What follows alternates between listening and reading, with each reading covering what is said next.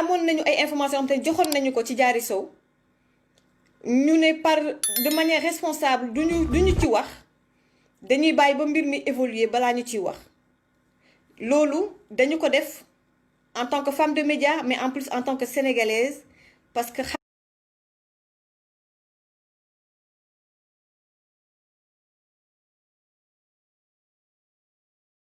xam nañu réalité suñu dëkk te bu fàttewuñu ne Diary Sow c'est une femme voilà c'est une jeune femme nekk en Europe xamuñu exactement li muy dund et elle a une famille et son père est décédé mais dafa am yaay bu nga xamante ne mi ngi Sénégal ak lépp ak tout ce que cela implique loolu moo taxoon man ma jël sama responsabilité ma ne ci wax ji dafa am fa ma ca yem. bu ngeen fàttalikoo étudiants yi duggoon nañ ci live bi ñu am lu ñu ñaawlu mooy presse française bi duggalu loxoom ci mbir mi bi loolu weesoo ñu gis ne en début de semaine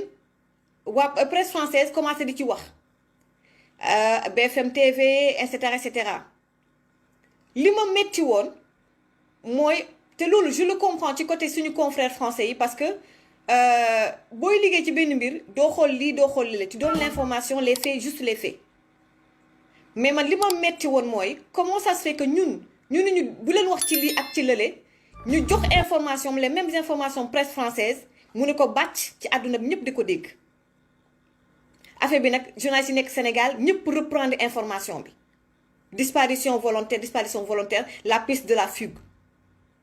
ak surtout le fait que mu nekkoon Toulouse ñu amoon nañ information bu yàgg nekkoon na ci meilleur à même Toulouse ba mu fa jógee la dellu ci résidence ba maintenant nag man li ma amu woon mooy est-ce que dafa badge dugg wala dafa badge génn même loolu sax tey jii am na koo xamante ne ni am na ay information ne dafa badge dugg mais pour génn bi elle a pas besoin de badge pour génn loolu lañ ma wax donc c'est le fait que ñun ñu ngi sàmm la vie et également l'intimité la vie privée de Diary Sow ñu ngi am luñ ciy seet mais ñu jël les mêmes informations jox ko la presse française ça nous a fait mal beneen mbir bi mooy dama jot ay plusieurs sources yi nga xam ne ni et là je vous donne les faits et je vous le dis aujourd'hui parce que am na ay journalistes ñu ngi liggéey ci mbir mi te wax nañ ko entre démb ak tey et le collectif des étudiants def nañu benn rencontre waa benn conférence de presse te it wax nañu ne am nañu ay piste kon tey lii may wax nii mënoon naa ko denc mais jarutul ma di ko denc parce que gars yi ñi ngi wax ñi commencé di wax te kenn mënutu leen téye am nañu journalistes yi nga xamante ne ni wax nañu carrément ni d'après des sources de la police française Diary Sow c'est une disparition on va dire volontaire donc la piste de la fugue ñëwaat fugue bi piste bi daal di ñëwaat ñu dellu ci defe naa Babacar Touré la moo ci def vidéo moom la envoyé ñu ne en plus de cela ci biir enquête bi y a un ami benn xaritu Diary Sow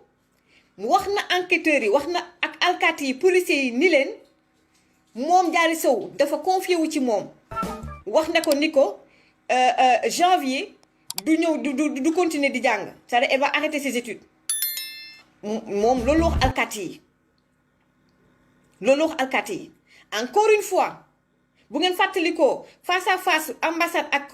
consul bi ak presse bi li ñu wax mooy Mimo je vais te prendre tout à l'heure li ñu wax moom mooy la piste criminelle est écartée ñu dem ba ci biir ñu ne on a de l'espoir parce que y a des signes am nañu ay signes de vie de Diary Sow donc piste criminelle signe de vie de Diary Sow donc man dama jàppoon ni loolu dafa ma gën a énervé parce que je me dis kon bu fekkee ne man piste yi ma am source yi ma am source ñi ma am ñëpp nee nañu affaire de fugue la dem naa ba sax plus tard am na ko mu njëkkoon wax ci mardi bi wala lundi bi ne ma elle est hors de France Diary Sow waxuñu ma ban dëkk ma dem ba ci biir ñu ne ma am nañu ay information yu wér te wóor ni mi ngi woon Belgique ba hôtel ba mu jël ba mu dugg ak na mu fayee ak passeport am ba mu joxoon nañ ma information boobu ci biir semaine bi ma nga Belgique je vous le dis parce que l'information a évolué parce que y a des journalistes yoo xam te ñu ngi commencé génne ay information donc mi ngi woon Belgique mais nee nañ jóge na Belgique avant cela ñu jox ma information ne mi ngi Lyon donc à part Toulouse bi mu jógee ci meilleur amem ñibbi résidence bi daal di nee nañ génn na yor saak génn na résidence bi man à part Toulouse bi man piste Lyon bi lañ ma wax te piste Lyon bi y a plusieurs personnes différentes personnes ay nit yoo xam ne gëj naa leen dégg depuis presque 2017 nit ñoo xam ne ñi ngi France dañoo seen liggéey c'est des personnes très très importantes ñoo xam ne duñu waxantu ba fii may waxee ak yéen piste Lyon bi ba gaar mi ñu ko gis ak fu ñu ko gis localité bi jox nañ ma tur bi Lyon bi piste Lyon bi mais ça a évolué instant bii nag pour ñi nga xam ne dañoo privilégier piste fugue bi maanaam départ volontaire bi jamono bii may wax ak yéen mënuñu leen wax exactement fan la Diary Sow nekk voilà mais daal toutes mes sources dañoo bokk ci benn xibaar mooy le départ volontaire mooy piste fugue bi man moom laa am depuis quelques jours encore une fois li ma metti mooy ba presse française bi génnee information fugue beeg ñoom seen ak yenn information te ne ni ñun amoon nañ ko ñëpp di ko tas ku nekk naan fa mu nekk moo fa bàyyi boppam je me suis dit ni ñu gérer communication bi dafa des parce que je pense que tey bu fekkee ne dès le début bu fekkee ne autorités sénégalaises yi xam nañ ne yaa piste criminelle dañ ko écarter donc am na piste su fugue bi wala départ volontaire bi tey bu étudiants yi di yëngal c'est normal étudiants yi yëngal c'est normal étudiants yi dem ci presse française ñu dem ci police française c'est normal parce que ñëpp a tiitoon ñëpp a jaaxle woon ku nekk soxloon ay réponses dangay au responsable étudiants yi ne leen kat sama gars yi ñu ngi rafetlu seen doxalin waaye nag dama bëgg ngeen arrêter vous arrêtez tout parce que on a écarté la piste criminelle il y a des signes de vie bàyyi leen ñu gérer ko en famille et ngeen bàyyi police def liggéeyam defe naa tey bu ñu toog ci njëlbeen nga rek bu ñu ne woon piste criminelle dañ ko écarté on a d'autres pistes et que on a des signes de vie mais bàyyi leen ñu gérer ko avec la famille en interne ñu bàyyi aussi police def liggéeyam su boobaa xam ngeen ne étudiants yi dañuy responsable ñun ñii dootuñu ci waxati ndax am na loo xam ne dangay foog nga dégg daaj piste criminelle écarté y a des signes de vie bàyyi famille ñu gérer ko en famille ak tamit policier def seen liggéey autorité def seen liggéey mais su boobaa ku nekkee bàyyi wax ji donc su fekkee ne Diary Sow elle a fait un départ volontaire dafa fugué mais su boobaa day am porte de sortie gis nga man li may noppi noonu yëpp parce que pour man dañu war a may porte de sortie Diary Sow peut-être que fugué na amu woon temps pour avertir sa mère parce que après ça c'est emballé gis ngeen ba États-Unis presse Angleterre France le monde entier en a parlé mais loolu c'est une pression sur elle man dama ne du ma ci waxati pour que ñu mun koo may porte de sortie mais tey bu génnee mu am fu mu nekk ñëpp di ci coow sur médiatisation bi mais day am pression bu rëy ci moom donc je me dis qu'au niveau de la communication dès le début il fallait discuter avec les responsables des étudiants ñu bañ a yëngal yu ëpp yooyu ñoom nag ñu gérer ko en interne et dans la famille man daal loolu laa jàppoon mais coow li dafa dem ba ëpp doole ñëpp kii c'est peut-être que moom ci boppam affaire da ko dépassé si elle a fugué nag laay wax encore une fois si elle a fugué donc grosso modo d'après le journaliste Babacar Touré ak ñenn ñi commencé di wax parce qu'il y a des officiels même qui ont dit sama noon be nekkoon sama xaritu démb nekk sama noon tey muy Sarr sama xaritu démb tey jii gis naa ko ak Mamadou Ibra Kane mu ne encore une fois dañuy écarter piste criminelle et il y a des signes de vie ba mu lancer un message à Diary Sow ni ko foo munti nekk xamal ne tes copains t'attendent wax nag nit ku nekk da ngay dégg daaj waaw man dafa wax rek te ku xam muy Sarr ak damuy communiquer ma xam ne xelam dal na donc ñu bari seen xel dafa dal am na nag yu bari yoo xamante ne ni man mënuma ko aussi wax damay bàyyi peut-être ñeneen jël seen responsabilité wax ko mais daal grosso modo pour ma fermer parenthèse bu balaa ñuy jël un activiste bi nga xam ne moom ci boppam moom gëmul piste fugue bi départ volontaire bi donc moom li mu gëm moom mooy voilà dina ko waxal boppam daal nee na daal y a des zones d'ombre ak yu demee noonu. Et je termine en disant également que ni d'après le journaliste Babacar Touré nee nañu policiers yi ci seenu enquête gis nañu ne Diary Sow mu ngi doon def ay recherche ci ordinateur am maanaam nit bu nga xamante ne majeur bu disparaître départ volontaire lan la ci loi bi wax moom Diary Sow mu ngi doon def maanaam recherche yooyu ci ordinateur am donc là aussi bu leen fàtte ne en France une personne majeure bu bëgg a toog ca wetam def disparition volontaire maanaam disparaître moom dundam toog làqatu bëggul kenn voilà et elle veut partir elle a le droit départ volontaire c'est autorisé par la loi donc bu fekkee ne moom moo figé moom moo demal boppam elle a le droit on n'a pas à la juger donc lii moom message la bu fekkee ne Diary Sow fu mu munti nekk parce que am na ndeysaan benn activiste bu demoon na seeti ji famille bi am na ci biir famille ñu di wax ne ndeysaan voilà dañuy seetaan Maty live am ak yu demee noonu maa ngi leen di remercier donc Diary Sow fu mu woo munti nekk jàppal ni tu as le droit de bu fekkee da nga bëgg a toog dem sa demu bopp yaa am ses propres raisons tu en as le droit man Maty ak ku munti doon ci àdduna xamuñu lu ngay dund xamuñu sa réalité kon da nga am droit nga disparaître def toog fa la neex ak bés bu la soobee nag mun nga génn amuñu droit juger la France dafa metti Europe dafa metti elle a 20 ans ñëw France papaam mi nga xam ne elle comptait beaucoup pour elle mu di génn àdduna ñun ñii ba ñuy ñëw Europe fekk magum jëmm lañu mais dafa metti école ba mu nekk metti concurrence ba metti xamuñu lu tax mu bu fekkee ne dafa fugué xamuñu lu tax mu fugué kon nag bul ci am kersa bul ci am li nga ciy seet nii wala nele xalaatal sa yaay xalaatal sa bopp xalaatal sa vie reste autant que tu veux là où tu es nga génn saa yu la neexee kenn amul pour juger la nit ku nekk yaa xam la ngay dund yaa xam lu tax bu fekkee da nga làqatu am nga fa nga ne yaa fa teg sa bopp yaa xam nga lu tax te ku xool Diary Sow xam ne du xale bu ñàkk fayda wala buy jël ay décision nii de manière comme ça benn coup de folie wala yu demee noonu xale la mais elle est très intelligente donc daal pour maanaam ndar keppe mbir mi gis nga tamit xam nga am na aussi par son LP Diary a été trahi par son LP elle est enceinte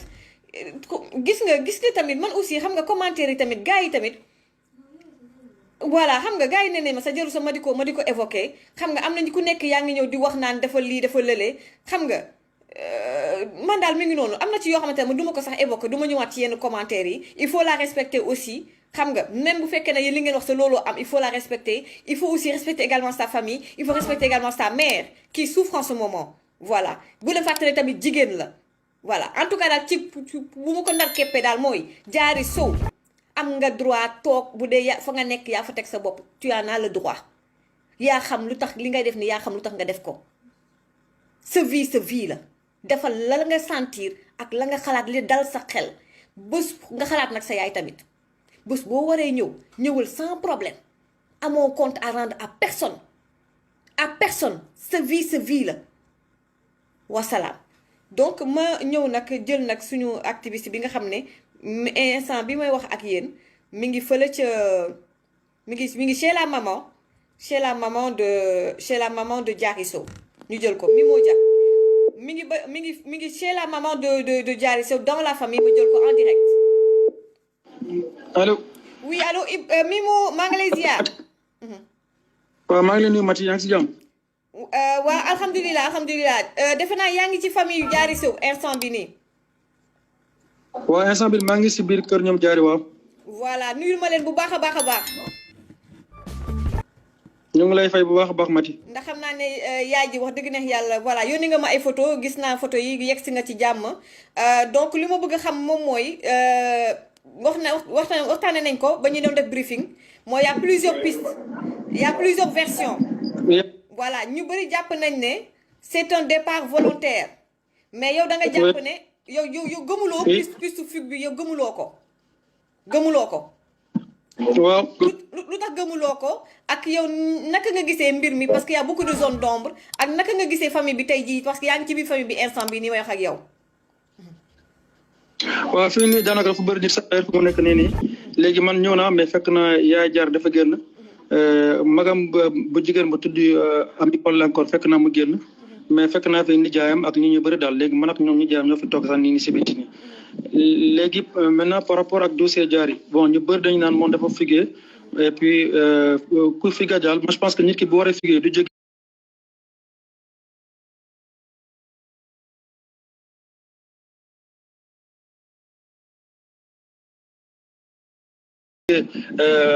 Toulouse ñëw ba Paris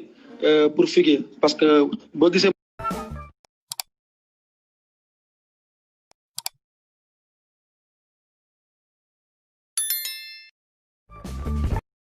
ma jóge Toulouse ñëw ba Paris yaakaar naa ne ñëw fa pour récupérer ay dàllam ou bien pour récupérer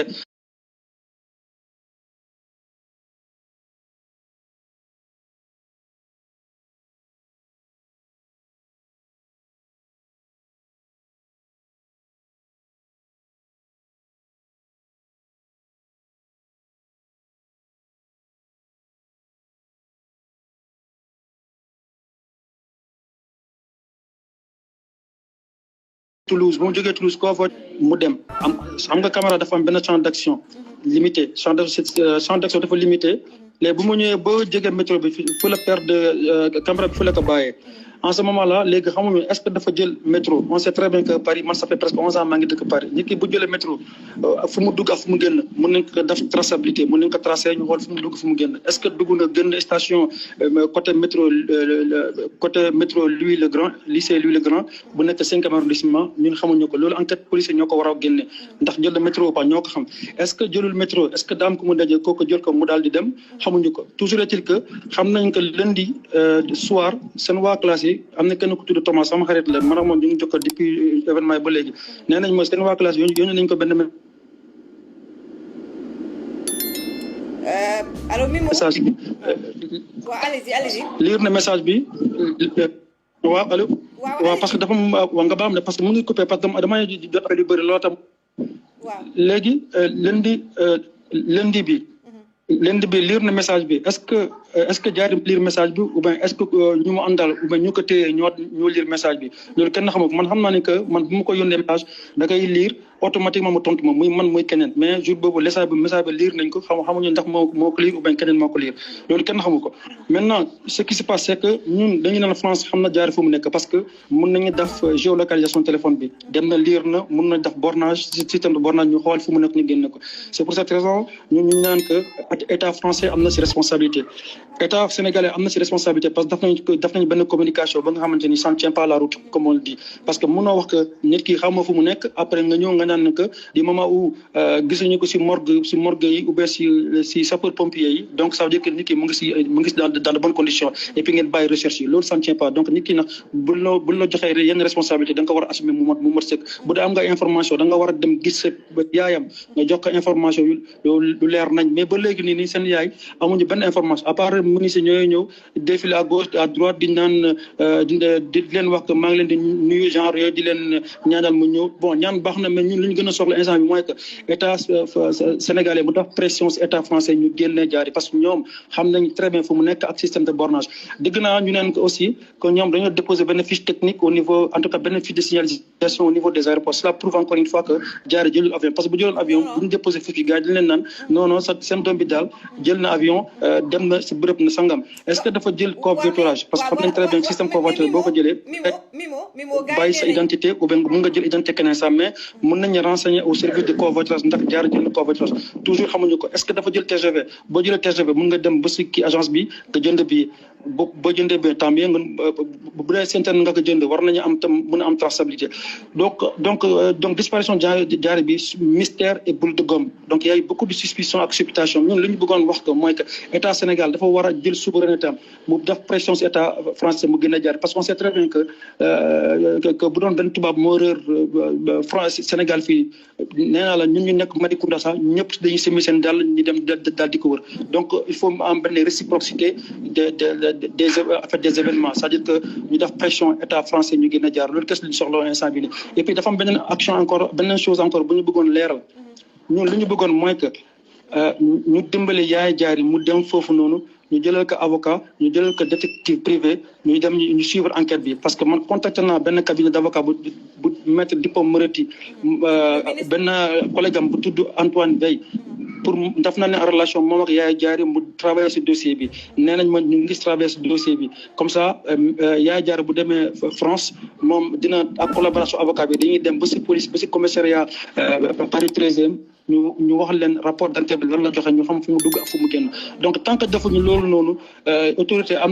mën nañ ñoo fi wax lu leen neex man nee naa ko sax même bu dee Macky Sall sol la dàllam ñu ne ba sa kër bu la waxul sa doom fu mu nekk nee ko pour monsieur le président sol sa dàll nga dem si yoon loolu moom lu leer nañ la et puis en tout cas situation bi noonu la demee ñu instant bi ñu ngi si métier bi métti xamoo ko sax parce que yaayam lekkatul naanatul ñu ngi suñu bopp lekkatul naanatul seen waa kër encore séparé donc ngir yàlla ak yonente bi na état sénégalais jël Yaya Diarra yóbbu ko France jëlal ko détective privé jëlal ko avocat di moment wu cabinet maître Dupond-Moretti nangu na récupérer dossier bi ñun instant bi loolu kese la ñu soxla maintenant